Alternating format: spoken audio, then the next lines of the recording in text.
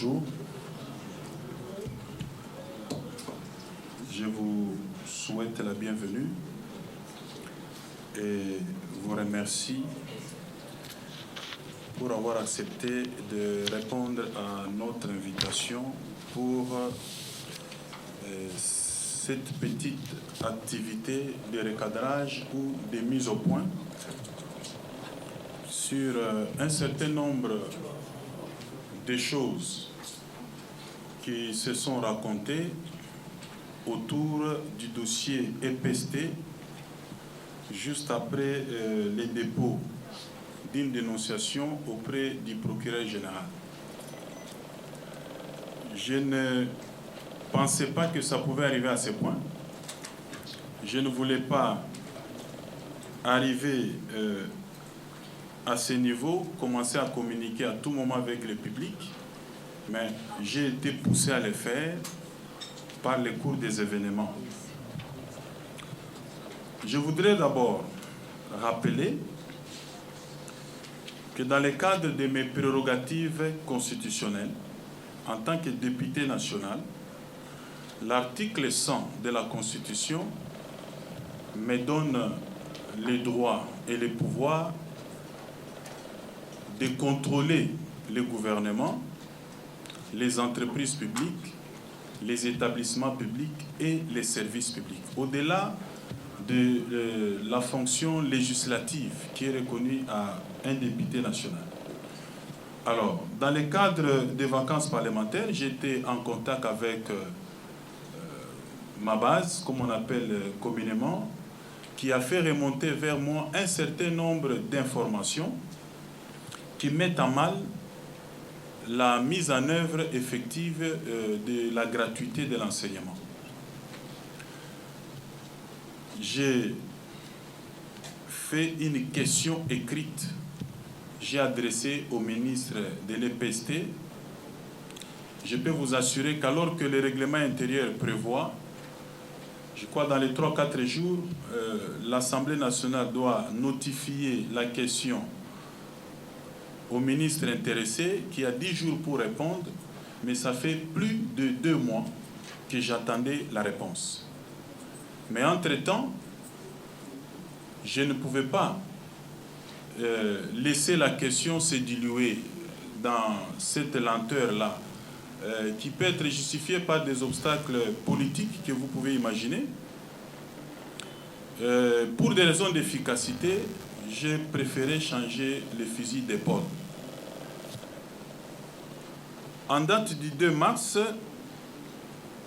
du mois en cours, j'ai fait une dénonciation que j'ai déposée auprès du procureur général près la Cour de cassation. J'insiste, j'ai fait une dénonciation. Dans cette dénonciation, pour les juristes, j'ai porté à la connaissance du procureur général un certain nombre d'informations que j'avais reçues pour lui permettre de mener des investigations, établir la lumière et éventuellement les responsabilités des uns et des autres. Et cette dénonciation ne visait même pas les ministres de l'EPST. J'ai beaucoup plus parlé d'ailleurs parce que les informations que j'avais tournées autour du service de contrôle et de paie des enseignants, les services de SECOPE, où on nous a fait savoir qu'il y avait des enseignants fictifs, les détournements des fonds destinés à la paie des enseignants. Alors, on est limité par rapport au pouvoir d'investigation. J'ai dit que les procureurs généraux pouvaient le faire et nous donner toute la lumière. Ce n'était pas une plainte déposée contre les ministres, mais curieusement, et contre toute attente, juste après le dépôt de la dénonciation, j'ai fait un déplacement à l'intérieur dans le cadre de mes enseignements. J'ai commencé à recevoir des informations. J'ai suivi aussi personnellement que les ministres s'étaient déployés dans la presse. Et ces lieutenants, un groupe de gens qu'on appelle aujourd'hui communicateurs, qui se sont emparés de la situation pour vilipender ma démarche et me vilipender moi-même dans les médias et sur les réseaux sociaux. Et vous tous, vous avez suivi. Ils ont raconté un certain nombre de choses et je m'étais dit qu'il était important de faire un point de presse pour apporter quelques précisions sur ce qui se raconte et vous démontrer aujourd'hui que ma démarche est sérieuse.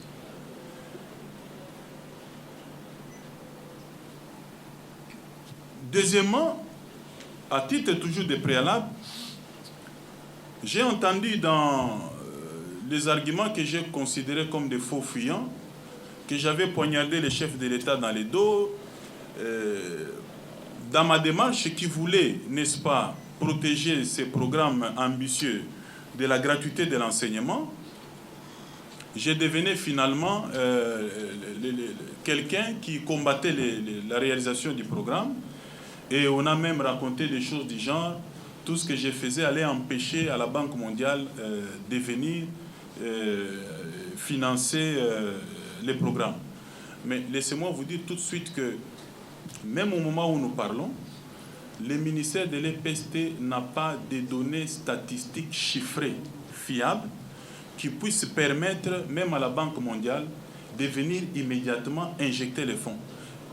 Au contraire, même si la Banque mondiale venait, je crois que ça doit être en avril ou juin de cette année, on devra commencer par établir les données statistiques avant qu'elle puisse, n'est-ce pas, apporter sa contribution.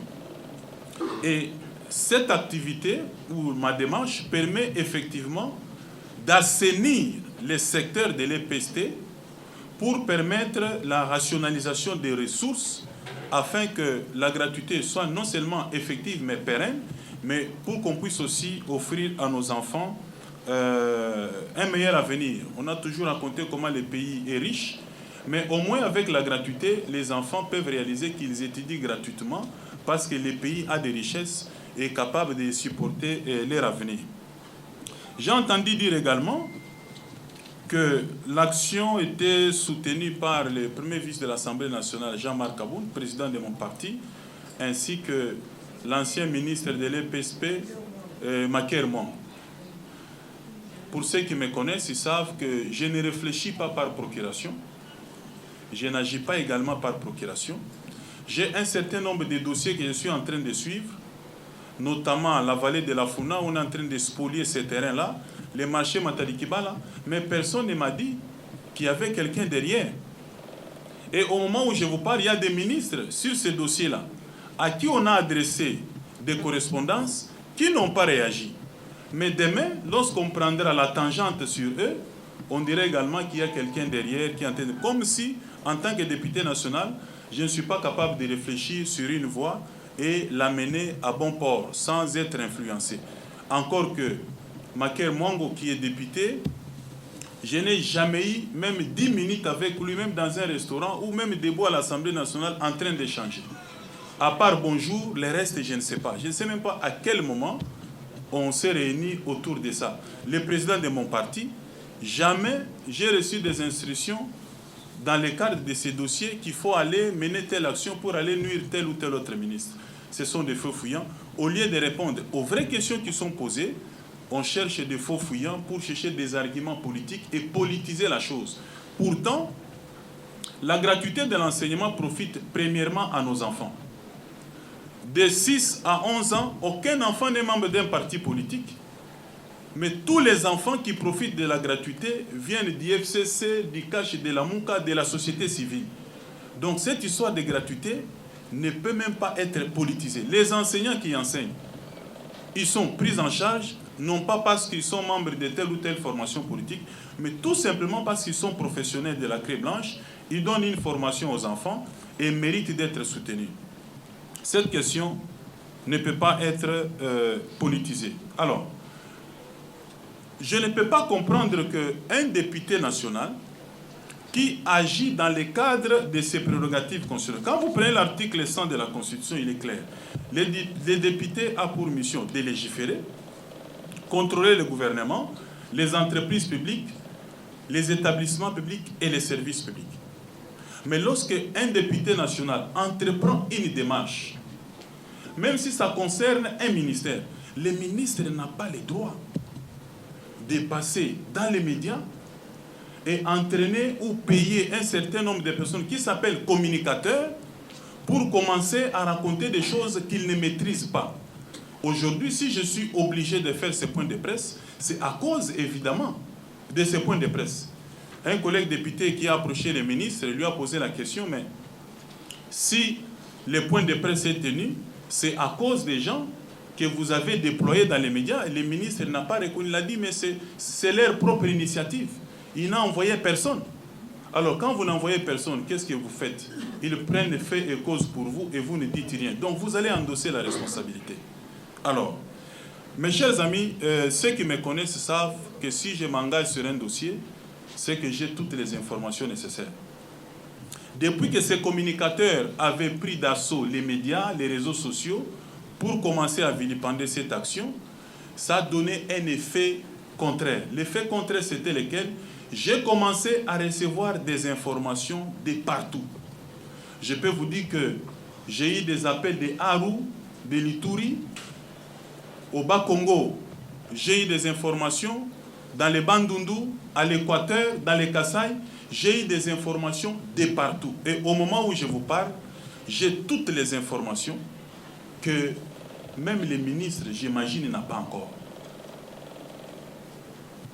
Même dans les recherches, j'ai même constaté qu'il y a des situations qui existent avant même que Bakonga ne soit nommé à la tête de ces ministères.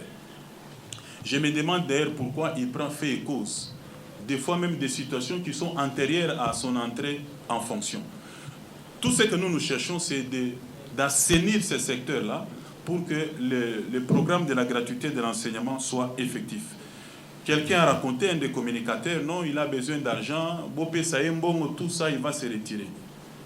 Je vous assure, tout ce que vous voyez là, ce n'est qu'une partie des éléments du dossier que j'ai pu réunir sur cette affaire. C'est pour vous dire que vous devez me prendre au sérieux et prendre cette affaire au sérieux. Vous pouvez vous imaginer que dans ce que je reproche au ministre de l'EPST, il y a des décisions qui mettent en mal la gratuité de l'enseignement, mais il y a également des actes frauduleux, des faux usages de faux et des détournements pour lesquels j'ai saisi le procureur général. Mais à part le procureur général, j'ai également, le même jour, saisi le Premier ministre pour lui demander d'annuler cette série d'arrêtés pris par les ministres de l'EPST qui mettent en mal la gratuité de l'enseignement, à tout le moins suspendre d'abord leur mise en œuvre en attendant l'issue des enquêtes. J'attends la réponse du Premier ministre. J'ai également saisi la présidente de l'Assemblée nationale, subsidiairement à ma question écrite, pour lui demander de mettre en place une commission parlementaire pour enquêter sur tous ces faits. Avec l'ampleur des informations que j'ai, j'imagine que la commission parlementaire ne suffira pas. Il nous faut une commission interinstitutionnelle qui va impliquer presque toutes les institutions, la présidence, le gouvernement, l'Assemblée nationale et même la justice, pour que la lumière soit faite une fois pour toutes et que ce secteur soit totalement assaini. Je vais vous donner quelques informations pour vous montrer que tout ce que nous disons, nous ne sommes pas en train de spéculer. En ce qui concerne des décisions qui mettent en mal les principes de la gratuité de l'enseignement, je vous informe, il y a ceux qui le savent d'ailleurs, que le ministre a pris un arrêté pour créer 10 provinces éducationnelles qui ramènent le nombre de 48 à 58. Déjà, on avait 48 provinces éducationnelles. Il en ajoute 10, on est à 58. Même à l'époque où l'ancien ministre qui l'avait précédé avait ramené de 30 à 48, il avait ajouté 18 provinces éducationnelles. On avait estimé par les experts du secteur que c'était de trop. Mais là, il ramène de 48 à 58. Pourquoi cette décision met en mal la mise en œuvre de la gratuité? Parce que ça vient alourdir le budget qui est alloué à la gratuité de l'enseignement. On a besoin de ressources financières pour que ces programmes soient réels, réalistes et puis même pérennes. Mais avec tout ça, il est difficile de réaliser. On peut même commencer à connaître dans les jours qui suivent des grèves parce qu'on n'aura pas assez de ressources. Parce que la création d'une seule province éducationnelle entraîne un certain nombre de conséquences. D'abord, dans une province éducationnelle, vous avez une direction provinciale de SECOPE, vous avez l'inspection provinciale de contrôle, vous avez l'administration de Proved, et chaque service comprend en son sein au moins 90 personnes. Et quand vous prenez 90 personnes, multiplié par 3 de ces services, multiplié par 10, vous avez 2700 personnes qui viennent s'ajouter sur les 12 960 agents qui existaient avec les 48 Proved. Et là, c'est juste pour les bureaux gestionnaires. On ne parle pas d'enseignants. On ne parle pas encore d'enseignants. Donc on vient alourdir les budgets juste avec des personnels administratifs, des bureaux de gestionnaires, mais les professionnels de l'ACRE est encore isolé parce que tout ce qu'il y a comme budget va se diluer dans les bureaux gestionnaires et l'enseignant ne touchera rien. Et quand vous prenez un salaire minimum de $200, vous les multipliez par 2700 personnes, ça vous donne 500 000 $ qu'on pouvait épargner. En francs, on est à 918 millions de francs. Et chaque service créé par une province éducationnelle a besoin au moins de 500 000 francs pour les frais de fonctionnement par Proved. Quand vous multipliez par 10, vous êtes à 5 millions. Vous prenez l'IPP qui a besoin d'au moins 450 000 francs par mois pour les frais de fonctionnement. Vous multipliez par 10, on est à 4 600 000. Et vous prenez les SECOPE. C'est là qu'il y a des grands problèmes, des graves révélations au niveau des SECOPE. Les frais de fonctionnement pour les SECOPE, les services de contrôle et de paye, c'est 11 millions de francs par mois. Ça, c'est les frais de fonctionnement. 11 millions. Mais renseignez-vous, au SECOPE, là, les gens ne font rien. D'abord, les experts m'ont révélé qu'on a besoin même juste de 10 ou 15 personnes au maximum. Ça suffit. Mais au SECOPE, je vais vous donner les chiffres tout à l'heure, toutes les personnes qui œuvrent au sein du SECOPE touchent des salaires, on peut me dire, 4 fois supérieurs à celui qui enseigne réellement sur le terrain. Et vous avez au ministère de l'EPST à peu près 50 directeurs qui sont payés pas seulement par le Trésor public, mais même au titre de SECOPE parce que les salaires là-bas sont faraminés. C'est comme ça que je ne suis pas surpris de voir qu'un directeur de SECOPE, un service public, qui se permet de tenir un point de presse pour répondre à un élu du peuple. Un député national n'a pas le président de la République. Le député national est élu au suffrage universel direct. J'ai bénéficié de la confiance du peuple. J'ai été en contact avec la base dans nos circonscriptions. On a été dans les fins fonds de nos circonscriptions pour solliciter la confiance. Et on a passé un contrat avec nos électeurs qui ont investi en nous cette confiance-là pour nous demander d'aller travailler correctement et ne pas faire comme les autres.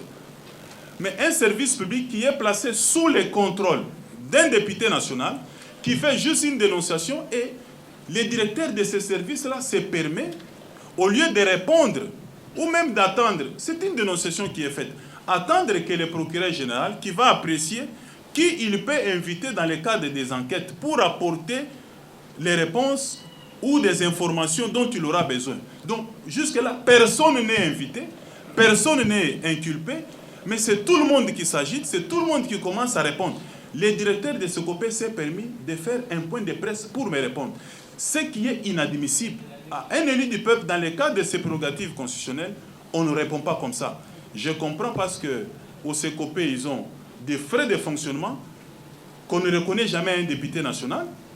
Au SECOPE, ils touchent peut-être même mieux que les députés nationaux. C'est comme ça que ça a donné à ces directeurs toute cette arrogance. Alors, vous allez prendre toutes ces 10 provinces éducationnelles, quand vous faites ce que ça demande en termes de coûts, et puis vous associez le fait qu'il n'y a pas d'infrastructure. Il faut chercher des locaux pour ça, soit il faut louer ou acheter, il faut chercher les meubles des bureaux, ainsi de suite. Toutes ces infrastructures-là vont nécessiter encore des fonds qui viendront encore alourdir les budgets. Je me suis renseigné chez les experts dans les domaines. Ils m'ont dit, même avec 30 provinces éducationnelles, on peut gérer la situation. Pourquoi créer d'autres provinces éducationnelles? C'est pour trouver des places pour caser les membres de certains partis politiques. Ce que j'ai dit, j'assume, parce que j'ai des informations. Quand vous prenez même les directeurs provinciaux, en tout cas des sous-provinces, des provinces, on va vous dire qu'à un moment donné, quand on a lancé la gratuité, les missions qui étaient allées à l'intérieur ont commencé, c'est-à-dire quelqu'un à partir de Kinshasa, il appelle un directeur en province pour lui dicter des noms afin d'ajouter sur les listes. De manière à ce qu'à ce jour, quand on a lancé la gratuité de l'enseignement, il y avait 68 000 nouvelles unités qui étaient connues officiellement. Et d'ailleurs, même si on le dit que c'était officiel, mais déjà dans les 68 000 là, il y avait déjà des fictifs. Des fictifs, c'est-à-dire des personnes qui ne sont pas professionnels de la craie blanche, ils n'enseignent pas, mais on a juste mis les noms pour qu'à la fin de chaque mois, qu'il aille recevoir 750 000 francs à la banque. Alors, on est allé de 68 000 à plus de 500 000 nouvelles unités. Alors, quand vous prenez 500 000 nouvelles, 68 moins 520 000, faites le calcul, 500 000 agents moins 68. Alors, vous voyez le nombre de nouvelles unités qu'on a ajoutées, multipliées par leur salaire. Je peux vous assurer qu'il est difficile de réussir la gratuité dans ces conditions. Et pourtant, je peux même prendre le risque de l'affirmer, que si on peut assainir ce secteur, rien qu'avec nos propres ressources, sans attendre les bailleurs de fonds, nous pouvons financer la gratuité nous-mêmes. Mais le problème, c'est que si vous avez par exemple 100 enseignants et personnels confondus, vous avez peut-être 20% d'enseignants, 80% c'est des personnes qui sont dans les bureaux gestionnaires, qui viennent juste alourdir les budgets. Au niveau de ces COPE, vous avez, d'après l'organigramme, 30 agents suffiraient. Mais officiellement, on est à 55. Mais quand vous prenez les listings des pays, j'ai des preuves. Tout celui qui doute, je vais lui balancer tout ça à la figure, il va voir. Tout ce que j'affirme, il y a des preuves. Et vous allez voir. Sur les listings, alors qu'on reconnaît 55 agents au niveau de ces COPE, mais sur les listings, 121 agents apparaissent.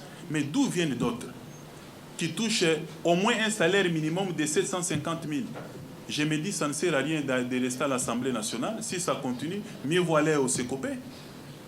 Faire comme tout le monde. Vous avez des directeurs qui sont payés comme agents de COPE parce que c'est là qu'il y a l'argent. La problématique des écoles fictives. Vous avez un arrêté ministériel qui est dupliqué sur plusieurs écoles. Par exemple, la référence d'un arrêté qui a créé une école, ce même arrêté peut être repris 3, 4, 5, 10 fois. Soit disant il a créé une autre école, alors qu'en réalité, c'est un faux arrêté. Et il y a aussi des arrêtés qui créent une école, mais quand vous descendez sur place, cette école-là n'existe pas. Et pourtant, une école fictive suppose qu'il y a des enseignants fictifs qui sont payés.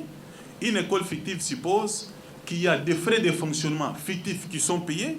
Il y a des bureaux gestionnaires au sein desquels œuvrent un certain nombre de personnes qui sont mieux payées, mais qui sont fictifs. Et c'est de l'argent qui se volatilise.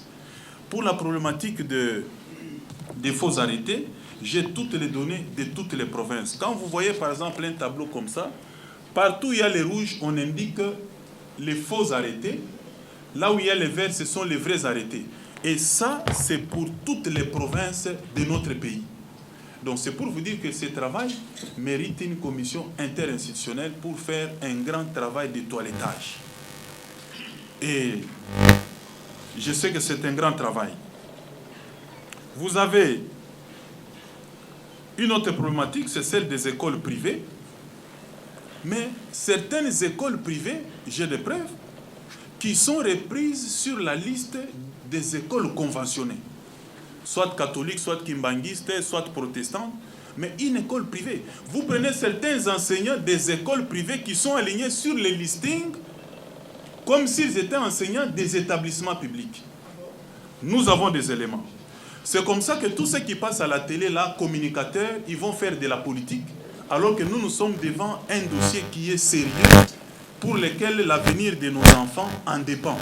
Donc les communicateurs, je crois qu'ils peuvent continuer. Maintenant, au point où on est arrivé, c'est à cause de leur imprudence qu'on est obligé de faire certains recadrages. Donc alors, sur tout ce que j'ai indiqué, vous avez certaines décisions qui sont prises, soit par règlement des comptes, et même certaines décisions qui sont monnayées. Il y a eu permutation des inspecteurs des IPP, parce que soit il y a un règlement des comptes, soit il y a quelqu'un qui a payé de l'argent, soit on veut positionner quelqu'un dans un parti politique. Et tout ça, ça crée des problèmes. Vous avez certaines écoles privées également, qui sont... là ne passe plus.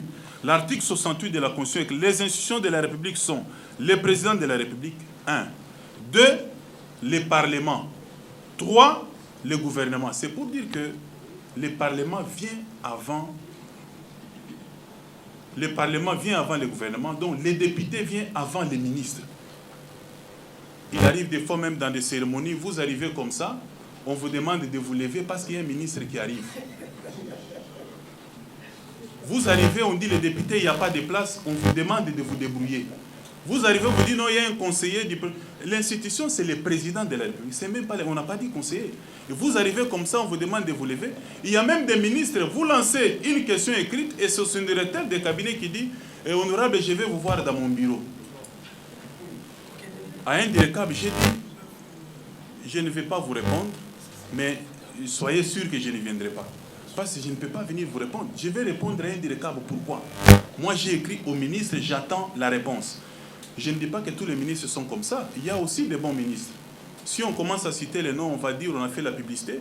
Mais quand il y a des choses qui marchent, dans le cadre du dossier de la vallée de la Funa, j'ai écrit à un ministre de l'urbanisme, habitat, puis Soumabilou. Et quand il a reçu ma lettre, il m'a appelé. Honorable, vous pouvez venir, j'ai besoin d'échanger avec vous sur ce dossier-là.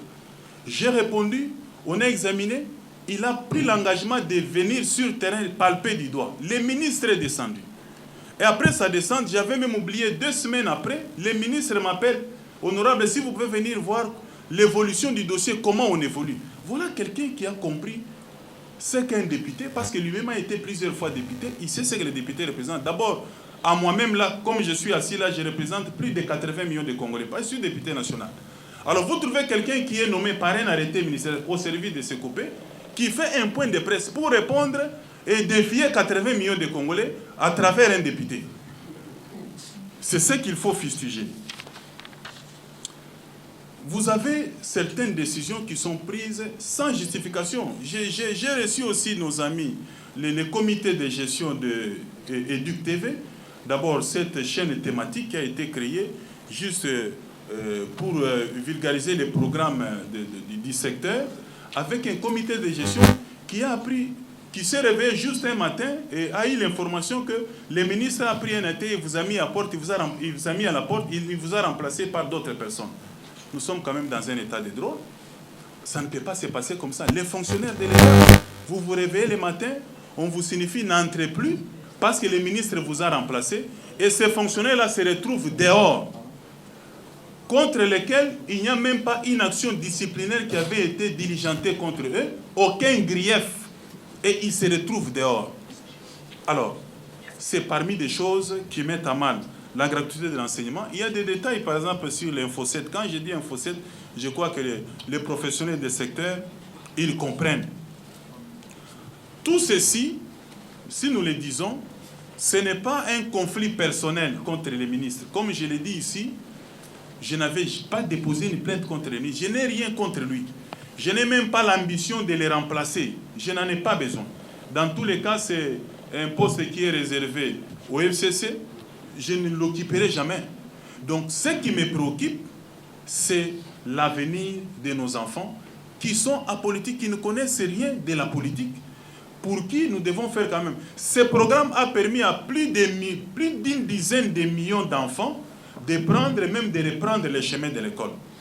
on doit quand même s'en féliciter. Et certains parents ont été épargnés de dépenser les frais de Minerval, les frais de ceci, de cela. Aujourd'hui, ils peuvent économiser à cause de cette affaire de la gratuité. Donc, c'est une affaire de tous. Ce n'est pas une affaire personnelle, ce n'est pas un conflit, comme on le voit des fois dans les réseaux sociaux. Tony Mwaba contre Willy Bakonga, il y en a qui nous exportent même sur les rings, ils nous font porter des gants sur les réseaux. Et tout ça, Tony verse, comme si on allait s'échanger des coups. Non, ça, ce n'est pas un conflit personnel avec le ministre. Vraiment, je n'ai rien contre lui.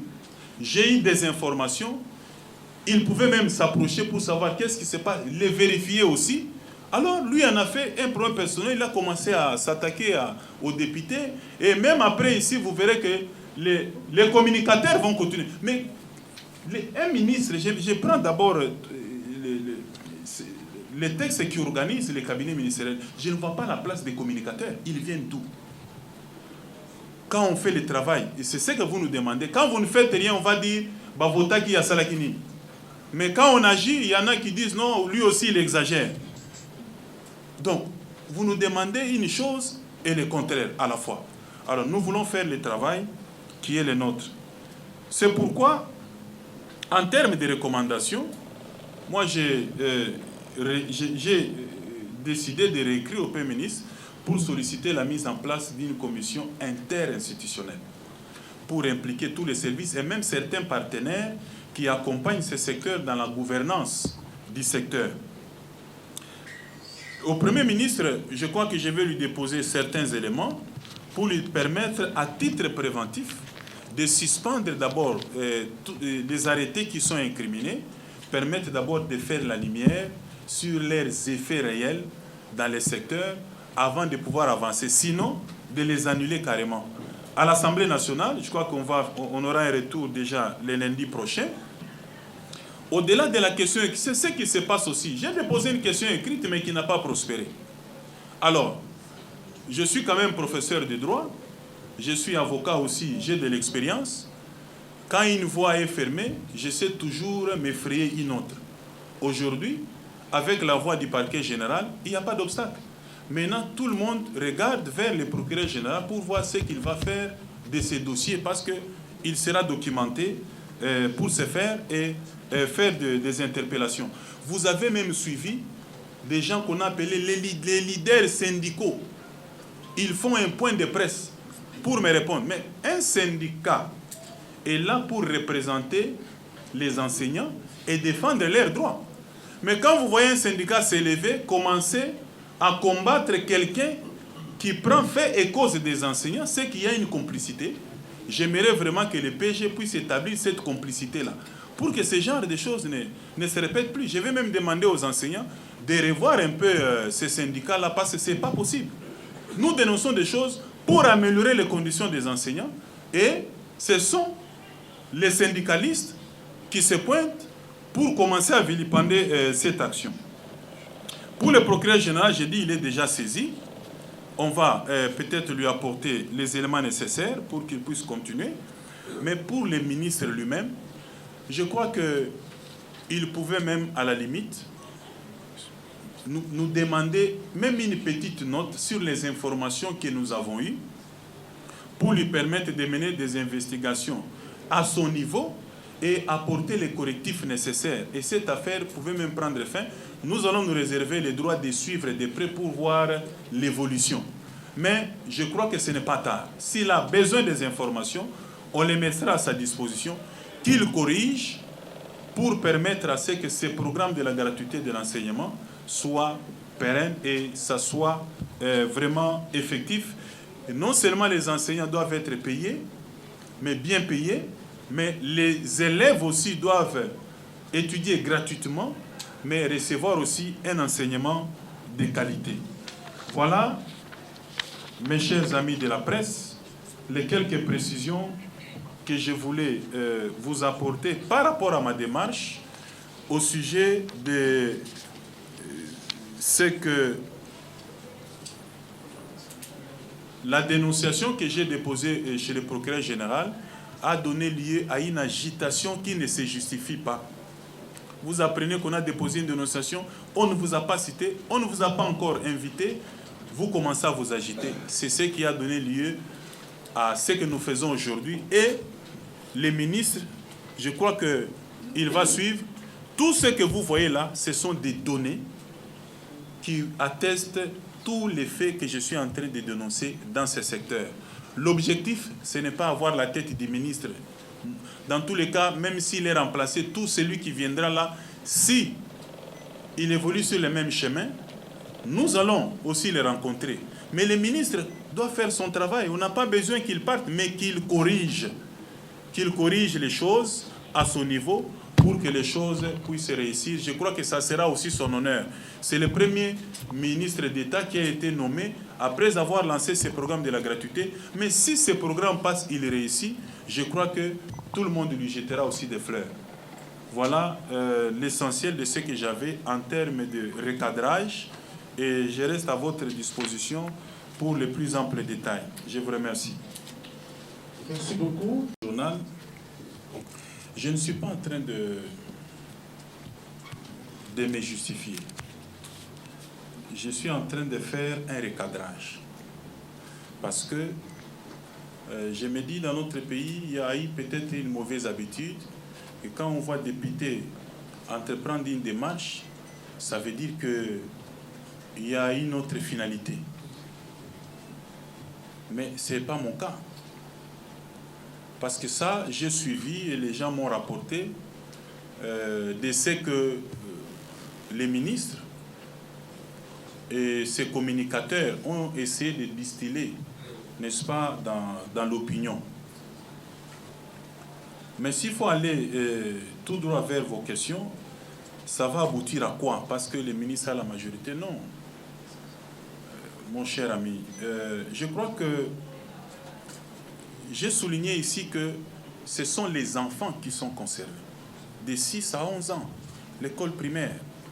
Ces enfants ici appartiennent à tous les parents, quelle que soit leur tendance politique. Ces enfants sont apolitiques, je vais dire. Alors, je me demande comment on peut considérer que la question de la gratuité de l'enseignement ne concerne pas les FCC, il faut bloquer. D'ailleurs, cette approche-là, je pense qu'elle est même différente de ce que j'ai lu dans la presse. On considère que c'est les gens du FCC qui utilisent un député cash pour faire tomber celui-là et le remplacer par un autre. En fait, c'est ce qui est dit. Donc, si on va avec ce que j'ai lu dans la presse, ça veut dire que même la majorité là ne va pas jouer, il va partir. Donc moi, ce n'est pas mon problème. Moi, ce n'est pas la préoccupation que les ministres soient là ou pas. Je n'ai même pas besoin de citer son nom. Moi, je vois les décisions qui sont prises, comment on peut les recadrer pour que ceci soit vraiment une réussite. Voilà maintenant les problèmes dans notre pays. C'est comme ça que tout le monde veut les changements, mais personne ne veut changer. On veut que les changements viennent d'autres personnes, mais pas de soi. Mais si rien n'est fait, qu'est-ce que moi je vais faire? Mais on dit toujours que les chiens aboient et la caravane passe. Même si la caravane passe, mais on se souviendra quand même qu'il y avait un chien qui avait aboyé. Et c'est ce que j'ai fait. Donc cette affaire, c'est une affaire de tous. Si on a besoin du changement, le changement c'est une affaire de tout le monde. Ce n'est pas une affaire d'un seul individu. Mais si ça n'arrive pas, tout ce que nous dénonçons, ça veut dire que dans cette démarche, je ne suis pas accompagné et tout le monde devient à ce moment-là complice. Mais je ne pense pas que tout le monde bénéficie de tous les détournements qui se font dans ce secteur. Tout le monde n'est pas concerné. Alors, aussi, à titre individuel, j'ai fait ce qui me revient en ma qualité de député national. Je n'ai que 5 ans d'ailleurs. Le jour où mon mandat prendra fin, je cesserai d'en parler. Parce que j'aurais perdu toute légitimité de porter ces dossiers sur la place publique. Mais puisque j'ai été en Vundamanenga, à Kinzamvweta, à Ndjilikilambu, à Kimpias ou à Machocho pour avoir les voix, chercher, convaincre les électeurs, à Barumbu, à Lingwala, à Kitambo, on m'a fait confiance, je dois justifier de la confiance là qui m'a été donnée. Donc pour le reste, au moins, j'aurais justifié mon mandat pendant 5 ans parce que j'aurais servi à quelque chose. Mais les changements, c'est une affaire de tous. Ça demande juste un élément déclencheur. On a déclenché les processus. Tout le monde doit s'y mettre pour qu'on obtienne les changements. Donc, je ne m'engage pas pour imposer un quelconque changement ou changer seules les choses. Mais on a besoin juste d'un point de départ pour que tout le monde puisse fédérer à cette idée et que les choses changent. Mais si on considère que c'est une affaire personnelle de ces députés-là, c'est un conflit individuel entre les députés et les ministres, je crois qu'on aura fait fausse route et on ne va pas réussir. Donc, j'aimerais que l'on voie les programmes, mais qu'on ne voie pas les individus, ni les ministres, ni les députés. Mais au moins, il y a quelqu'un qui s'est levé, qui a pris le courage de faire ce que je suis en train de faire pour obtenir les changements ou la rationalisation des ressources qui sont générées dans ce secteur pour qu'ils soient réinjectés dans ce secteur pour améliorer la qualité des enseignants et même des enseignements. Pour Jacques Kalonji, j'ai rencontré tout le monde et si j'ai rencontré les ministres. Mais je vous ai dit ici que la première des choses que j'ai faites, avant même de déposer une question écrite, c'est d'avoir rencontré les ministres. Et je n'étais pas seul. J'étais accompagné de 2 collègues députés, je ne vais pas citer leur nom ici. Ils sont témoins. J'ai rencontré le ministre dans son bureau, on a échangé. Et il a pris un certain nombre d'engagements, qu'il ferait ceci, il ferait cela. Nous, on lui a fait confiance, on est parti. C'est 2 semaines après qu'il nous a balancé toutes ces décisions-là. Un peu pour dire non, tous ces petits députés ici, des mendiants, ils viennent. Non, mais attention. Je crois que ce ne serait pas de l'orgueil. Même après 5 ans, si le peuple ne renouvelle pas mon mandat parce que je n'ai pas bien travaillé, je ne suis pas politicien, je suis un homme politique. La politique, ce n'est pas un gagne-pain, ce n'est pas un métier, c'est une charge à un service. On ne peut pas se cramponner à transporter une charge. Si on ne renouvelle pas mon mandat, je rentre dans l'enseignement, je rentre au barreau. Mais tant que j'ai ces 5 ans-là, les mandats que je dois les justifier et je vais travailler. J'ai rencontré les ministres, mais après notre départ, il s'est dit, je m'en fous. Il a fait ce qu'il a fait. C'est comme ça que je vous dis, il y a des ministres aujourd'hui qui se considèrent toujours comme supérieurs aux députés. Peut-être il roule avec tout un bataillon de policiers, il a un certain nombre d'avantages, peut-être que le député n'a pas. Il oublie que le député est au-dessus de lui. Je crois que par ça, tous les membres du gouvernement doivent comprendre qu'il y a une épée de Damoclès qui pèse sur eux, c'est le député national. Et il faudrait que ce respect-là soit toujours rappelé. J'ai donné l'exemple des ministres, il y a des bons, ils vous reçoivent. Il y en a d'autres, vous les rencontrez au couloir, j'ai vu un collègue se plaindre qu'il rencontre les ministres au couloir, lui dit, mais vous êtes venus ici comment? Moi, je ne vous attendais pas. Mais quand vous voyez un député venir, je connais des ministres, quand vous arrivez, même s'il a des gens à l'intérieur, ça c'est d'abord un élu du peuple. C'est comme si ces 80 millions de Congolais qui étaient venus, il les reçoit d'abord, avant tout le monde. C'est comme ça que ça fonctionne. Mais il y a, chez d'autres, ce n'est pas de l'acharnement sur les membres du gouvernement. On rappelle seulement que le député a été élu. Il a une confiance du peuple. Mais le ministre a bénéficié de la confiance du président de la République. On vous a nommé, mais ils ne doivent pas oublier cette hiérarchie institutionnelle. Je l'avais donc vu, et le reste, il n'a pas suivi. Je crois qu'avec ce qui se passe, il est possible, si il a besoin des informations que je détiens et qu'il prenne l'engagement de corriger des choses dans son secteur, je lui ferai parvenir. Je lui donnerai des informations que peut-être il n'a pas. Vous voyez des choses, vous pouvez être ministre, vous avez des collaborateurs qui vous amènent sur des pistes parce que c'est eux qui sont responsables d'un certain nombre de méfaits. Ils empêchent que vous ayez la vraie information. S'il a besoin vraiment de ces informations, on va mettre ça à sa disposition. Alors, si ma démarche ne menace pas les programmes de la gratuité, non, au contraire. Avec les informations que je détiens, au regard des mesures prises par les ministres tous ces jours, nous allons tout droit vers les murs. Ce que j'ai fait, c'est pour déjà attirer l'attention, pour qu'on change d'itinéraire, qu'on change de destination, qu'on prenne des mesures d'encadrement pour éviter l'échec de ces programmes. J'ai dit ici par rapport à la Banque mondiale, vous savez qu'avant que cet organisme cette institution financière internationale vienne injecter des fonds ici, il faut lui présenter des données statistiques chiffrées. Par exemple, on a autant d'écoles sont conçues en matériaux durables, la géolocalisation de ces écoles-là, si ces écoles-là sont équipées, on a combien d'enseignants, toutes ces données-là, je crois que chez nous, c'est flottant, surtout quand on apprend qu'on veut financer, et ça arrive comme ça. Nous devons d'abord assainir nous-mêmes les secteurs avant que ces bailleurs de fonds ne viennent. Donc ce que j'ai fait, c'est pour d'ailleurs accompagner non seulement les programmes, mais aussi faciliter le travail des bailleurs de fonds. Les bailleurs de fonds viennent pour financer la gratuité au profit des enfants et au profit des enseignants. Ce n'est pas au profit des fictifs. Dans une circonscription, on m'appelle pour me dire, bon, dans une circonscription donnée, vous avez les groupes de gens qui ont bâti campagne pour un candidat, ils ont tous les numéros matricules de l'EPST. À la fin du mois, ils vont toucher calmement 750 000 francs, 1 million de francs, 1 500 000. Mais demandez maintenant à celui qui enseigne, celui qui tient la clé là, on lui paye combien? Vous voyez qu'on peut encore améliorer très facilement les salaires d'un enseignant si on pouvait rationaliser, n'est-ce pas, toutes les ressources qui sont générées. Alors pour ces news, est-ce que vous sauvez l'honneur du député ou du programme?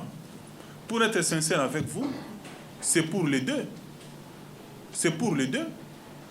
Nous voulons sauver ces programmes, mais en même temps, ce point de presse a été organisé pour regarder certaines choses, montrer que ma démarche est sérieuse. Vous pensez peut-être que j'ai ramassé des syllabus par-ci, par-là pour venir vous impressionner. Non. Vous pouvez prendre, lire, vous allez voir les faux arrêtés ici, c'est écrit, c'est copié. Là-bas, c'est écrit, c'est copié, partout. Ce service ici, qui a été mis en cause, partout. Donc, on ne raconte pas des choses ici, ce sont des données chiffrées, des informations réelles et vérifiables. Si le ministre en a besoin, même vous, tout celui qui en a besoin, il peut même tirer photocopie, mais vous me laissez les originaux.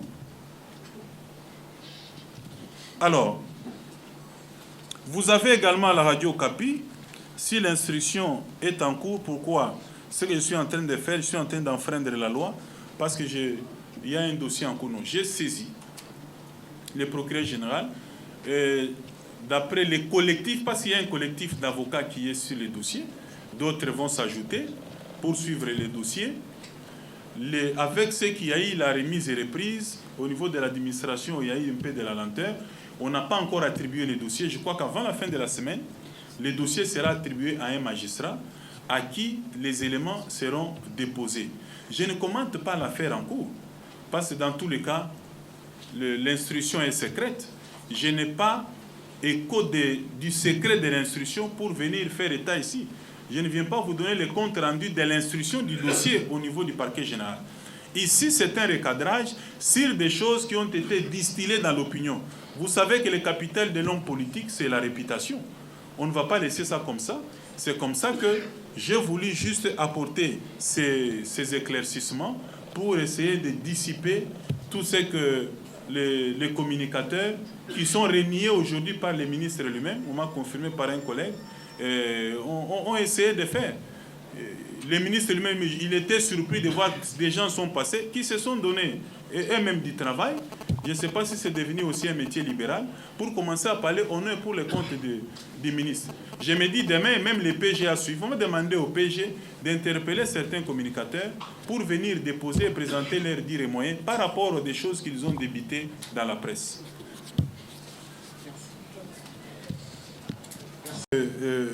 Vallée de la Founa, vous voyez encore une fois, c'est un dossier sur lequel je me penche depuis plusieurs mois.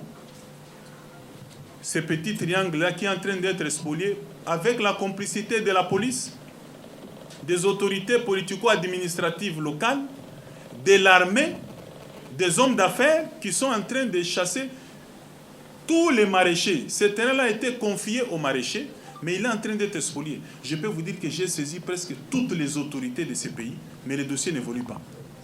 Bon, qu'est-ce que vous voulez? Maintenant, si nous conduisons les ministres du secteur devant les PG, bon, on a arrêté un maraîcher, pourquoi? On l'arrête juste pour l'intimider et amener aux autres maraîchers de fuir et abandonner leurs plantations, et vous trouvez les gens en train de construire dans les marécages. Et les ministres d'Affaires foncières, après ça, il y a des agents, des géomètres du cadastre qui viennent, qui délivre des titres. Vous voyez, il y a des érosions, il y a eu des morts après des pluies, on parle de construction anarchique. Mais ces constructions anarchiques-là, comment quelqu'un peut s'improviser sur un terrain appartenant à l'État? Il construit avec l'autorisation de bâtir que l'État donne, et à la fin, c'est le même État qui délivre les titres. Alors, finalement, qui est responsable? C'est l'État ou ce sont ces personnes-là qui construisent? Donc, c'est une information que j'ai ce matin, mais nous allons encore suivre. Encore une fois, ce sont des dossiers simples, mais quand vous allez prendre une autre dimension, les communicateurs de ces ministres-là viendront encore pour chercher à répondre aux députés nationaux. Et les mêmes causes produiront les mêmes effets. Merci. Vraiment, on doit finir. Maker Mwangona, président à parti Nabiso, Jean-Marc Abound, Nassi na réponda ki yango. Ndeko moko atuni na sala dossier avalé de la Funa. Na sala ka dossier oyo. Ndeko Didier wana accompagnaka ngai na ba descente. Na kitana ministre moko ya urbanisme habitat Pius Mwabilu qui a été disponible. Ba misusu bazoboya. Batuna batikala kotuna ngai soki nani aza sima na ngai. Et puis Vallée de la Funa, c'est vraiment dans ma circonscription. Est-ce que boyebi que na Vallée de la Funa wana bazo kata ba terrain bazo kata mapango? J'ai les membres de mon bureau politique ici. Pas seulement moi, même certains d'entre eux, sollicités pour baka télébiso ba terrain. On n'a jamais accepté. Mais à Kinshasa, c'est là où on dit il n'y a rien de caché qui ne doit être découvert. Au terrain, bakatiro na pokwa, kaka na butuana batubalamuki na sango, yé assis allié déjà. On l'a jamais fait et personne n'a jamais dit qu'il y a quelqu'un derrière. Oyo azolanda biso, to azotinda. Bon, c'est comme si à mon âge et à mon niveau, je ne peux pas agir seul. Je suis comme un majeur incapable.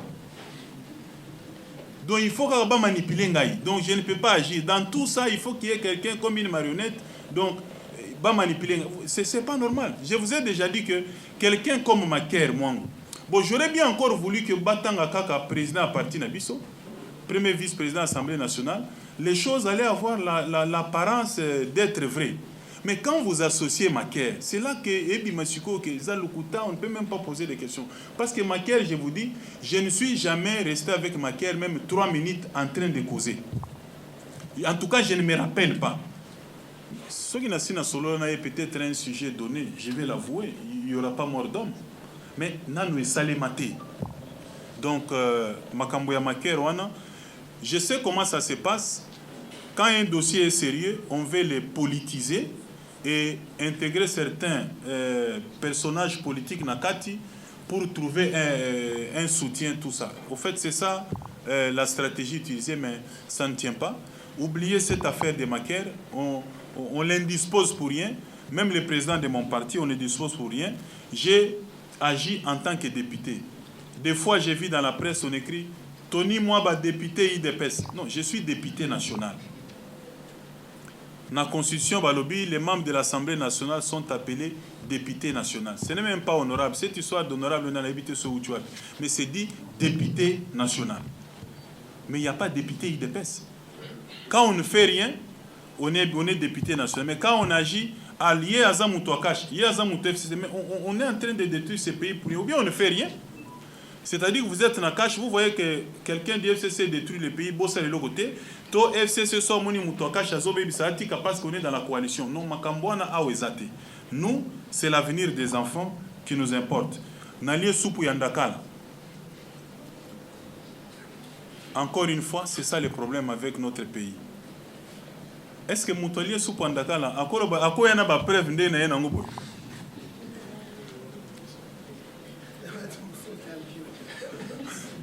Donc, je ne sais pas comment répondre. Ce sont des suspicions habituelles. Les gens, je ne vois pas assez d'accompagnement dans cette démarche. Il y a des gens qui n'attendent que les points de faiblesse. Il y en a, au bazo de la carte que et le komoko est salé ah to ebisa kibino. Ezali kambo ya supu ndakala 6 ya ndakala siko ya meli. franchement, nalinga ndakala mingi nalia ndakala menamela soupe ndakala. Alors, bamisusu balobi vice-ministre Nabino ya Kachinde azo manipulé yo. Ce n'est plus Macaire, ce n'est plus le président Jean-Marc. Vous voyez qu'on est en train de chercher. Quand quelqu'un est dans les déséquilibres, azo lukailo komoko attend zete moko s'appuyer na. Mais moi ils étaient yo zo simba zo koisa. Donc des problèmes est ça. Mais je peux même vous révéler que depuis Makambo et Bandi, tous ces éléments je les ai obtenus ailleurs. Même les vice-ministres ya EPST, Oyaza ya Cash, n'a même pas un seul appel naïe. Je n'ai même pas reçu son bip. Quelqu'un m'a dit, il semble qu'il se réserve pour ça à Bengio, à l'obimao, bon moto, on a série pas en maintenant tout le monde veut sauver aussi sa peau. Nous avons vu les ministres passer, ils sont salués, non, ils sont en bon terme. Ça veut dire quoi? Nous, on peut interpréter autrement. Ils sont en bon terme, c'est-à-dire quoi? Vous voyez? Alors, je peux même vous dire que ce vice-ministre, depuis qu'il est nommé, Yenanga Totikala Kokutanate. Je ne connais pas où se situe son bureau. Je l'ai dit parce qu'il n'y a eu aucun besoin, qui devait aller jusque-là, mais il peut vous confirmer. Je ne l'ai jamais rencontré, ni dans son bureau, ni en dehors de son bureau. Et ça, c'est la vérité. Finalité à action. Excusez-moi. Donc, finalité à action, ezali, toye banakozwa, ba disposition nyonso, ministre a annulé ba décision nyonso oyo azui. Oyo ezali na effet ya kobebisa programme mise en œuvre ya programme ya enseignement. Soki akozwa azui décision, ayebite conséquences na yango. Soki to échanger, on peut lui montrer l'impact négatif. Il y a des mesures azui sur la réussite de la gratuité. Tokoyebi c'est wana finalité. Finalité mususu ezali, ba décision mususu azui arbitrairement oyo est violé ba droit mususu ya ba fonction mususu ba comme nakao ya Educ TV. Mutoye na tongo kaka na musala bino, balobi bokota na birote balongoli bino. Omoni comité de gestion wana ya Educ aye azui clé a fongola bureau boy ba changer cylindre. Ba bengana mutunde wana. Un fonctionnaire de l'État, vous ne lui reprochez rien. Il n'a commis aucune faute, aucune action disciplinaire. Alongwe kakaboy. Parce qu'il faut mettre quelqu'un, soit recommandé dans un parti politique, on ne fera pas des choses comme ça. D'ailleurs, Batouana, gestionnaire à Educ TV. Moi, je ne suis jamais passé dans Educ TV. Je n'ai jamais suivi cette chaîne-là. Je n'ai pas apprendre des cas dans Makamboy. Donc, je suis gestionnaire. Mais je suis tombé sur les informations. Mais comme c'est quand même un cas d'arbitraire, et Sengeli ministre réhabilité pe Batouana, basali le côté, balamuka na tongo, bolongwe. Balobi boko tate, barobeta bino. Et puis c'est fini. Donc ces gens doivent être réhabilités parce qu'il n'y a pas de raison que balo. C'est des mesures comme ça. Il y a des inspecteurs des IPP comme ça. Oyo aye kakabwe balongo li ba remplacer. En plein milieu il y a année scolaire. Ça ne se fait pas. Bazoka mutu année scolaire et si vous savez l'évaluation, là où makambo kenda kite vous essayez d'ajuster et remplacer. Au comme makambo moko boité na katika tiono longwa ou bien olongwe ministre mutalobi. Et puis on demande aux policiers qui vont te conduire jusqu'à la porte à l'Eosa Libanda. Et puis, carrière est sili. Entre-temps, le salaire n'est plus perçu. Mais attends, on sait que au fonctionnaire, pamba, mais sans affectation ou sans fonction, aux aura salaire. Même dans salaire, bakati. Ou si ko bakomi NI non payé. Donc il y a NI, je ne sais pas, bakomi dans l'informel. RTGA, pour le ceux qui n'ont pas école privée, il y a ministre paysan. Encore une fois, c'est la preuve que je n'ai rien contre les ministres. J'ai appris qu'il est promoteur des écoles. Je vous avoue que Nayebi ma combo école n'a été. Mais si quelqu'un connaît les noms de ces écoles, il peut s'approcher dans la liste de l'école privée aux alliés qui bénéficient de frais de fonctionnement et que combo est allié, on ne manquera pas de le dire. On ne manquera pas de le dire. On va les dénoncer. Voilà.